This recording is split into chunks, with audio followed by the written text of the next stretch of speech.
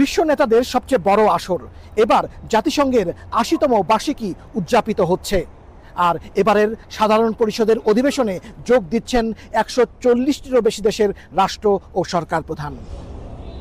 যুক্তরাষ্ট্রে স্থানীয় সময় সোমবার থেকে শুরু হচ্ছে জাতিসংঘ সাধারণ পরিষদের উচ্চ পর্যায়ের বৈঠক। এতে যোগ দিতে ওই দিন বিকেলে নিউ ইয়র্ক পৌঁছাবেন অন্তর্বর্তী সরকারের প্রধান উপদেষ্টা ডক্টর মোহাম্মদ ইউনূস। এবারের সফরে প্রথমবারের মতো ক্ষমতার বাইরে থাকা রাজনৈতিক দলের নেতারাও সফর সঙ্গী হচ্ছেন সরকার প্রধানের। বিএনপি নেতা মির্জা ফখরুল ইসলাম আলমগীর ও হুমায়ুন কবির, জামাতে ইসলামীর সৈয়দ আবদুল্লাহ মোহাম্মদ তাহের এবং এনসিপির আক্তার হোসেন, এই ৪ নেতা আছেন সরকারি প্রতিনিধি দলে।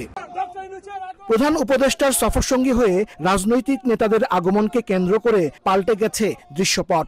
এ নিয়ে উচ্ছ্বসিত যুক্তরাষ্ট্রের বিএনপি নেতারা। তারা বলছেন, নির্বাচন ও সংস্কার নিয়ে কিছু বিতর্ক থাকলেও বাংলাদেশ যে নির্বাচনমুখী, উন্নয়ন সহযোগীদের সেই বার্তা দিতে চায় অন্তর্বর্তী সরকার। আমরা চাই দ্রুত সময়ে নির্বাচন হোক, মানুষের যে ভোটের অধিকার সেটা ফিরে পায়। যুক্তরাষ্ট্রে প্রথমবারের মতো নিয়োগ পাওয়া জামাতের মুখপাত্র ডক্টর নাকিবুর রহমানও মনে করেন, বৃহত্তর স্বার্থে বাংলাদেশ যে একতাবদ্ধ সেটি জানান দেওয়ার পাশাপাশি প্রফেসর ইউনূস ফেব্রুয়ারিতে জাতীয় সংসদ নির্বাচনের ঘোষণা দেবেন বিশ্ব দরবারে। সবগুলো রাজনৈতিক দলই কিন্তু একটা বিষয়ে একমত যে ফেব্রুয়ারিতে নির্বাচন হতে হবে, বাংলাদেশকে সামনের দিকে এগিয়ে নিয়ে যেতে হবে এবং বাংলাদেশের যে সমস্যা আছে সেই সমাধানগুলো আমাদেরকেই করতে হবে। সফরসূচি অনুযায়ী ২৬ সেপ্টেম্বর জাতিসংঘ সাধারণ পরিষদে বাংলায় ভাষণ দেবেন প্রধান উপদেষ্টা। ২৭ সেপ্টেম্বর অভিবাসী বাংলাদেশিদের সংবর্ধনা ও ৩০ তারিখ রোহিঙ্গা বিষয়ক বিশেষ অধিবেশনে যোগ দেয়া ছাড়াও বিভিন্ন দেশের রাষ্ট্র